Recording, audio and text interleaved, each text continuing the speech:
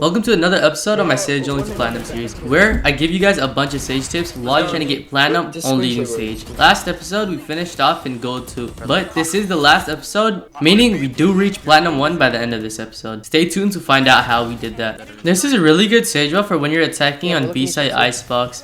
After you do the Sage wall, the only thing you really need to watch is back yellow. And if you're looking for places to be when you're doing this Sage wall, you can be right on top of the spike, because sometimes people just won't check it. And when that happens, then you could just easily knife them. Nice! Another place you could be after you do that wall is you could be right next to yellow. And then whenever they peek you can easily kill them. But watch out for people going on top of yellow box like Jet did here. And if you're looking for an A-site wall, this is the wall that you could use when you're planning on A-site. And you can also look at this spot from nest. You could just sit back and nest and just hold it from there. Whenever they're about to hit you with some alarm bot or something like that, just hard swing them, because either way the alarm bot's gonna go off. This shows you why good crosshair placement is so important. Whenever you're low on ammo or ran out of ammo, just switch to your classic if you don't have time to reload. Just because you're a Sage, that does not mean you're not allowed to use an operator. And after I got these 2 kills with an operator, we won the game 13-5. Let's see how much RR we ended up gaining. We actually ended up gaining 25 RR, meaning we're only 25 RR away from Gold 3. Let's see if we're able to get that next game. If you're looking for a really easy way to win fist round, just buy a frenzy and run into their face. I didn't 2 damage, Spexr. We're dead. Holy shit. There's one right here. This is a really good bind trick. Whenever you're in A and you realize that they're all in hookah, just throw like a projectile through teleporter and then peek right after. The projectile will make the teleporter door open, and then after when you peek, you can just kill all of them. Let's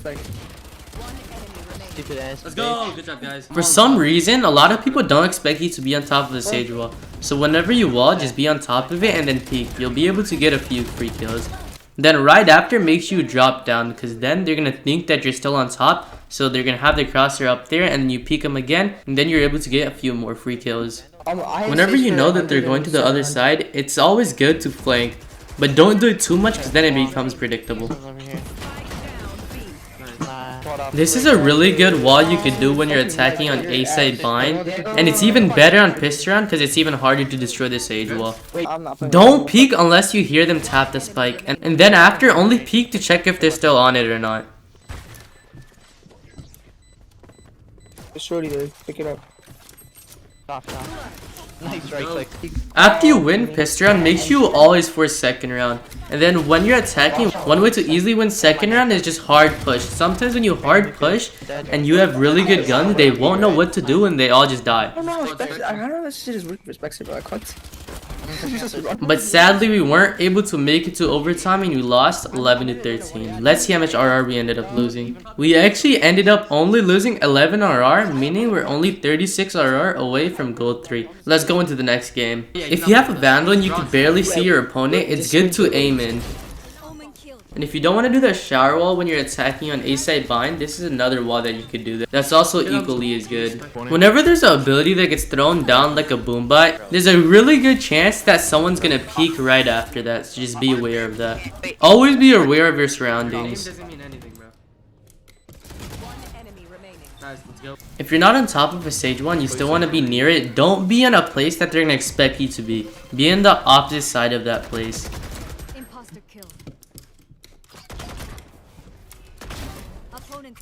This is another example of me doing the bind teleporter trick, but this time there was only one person who I killed.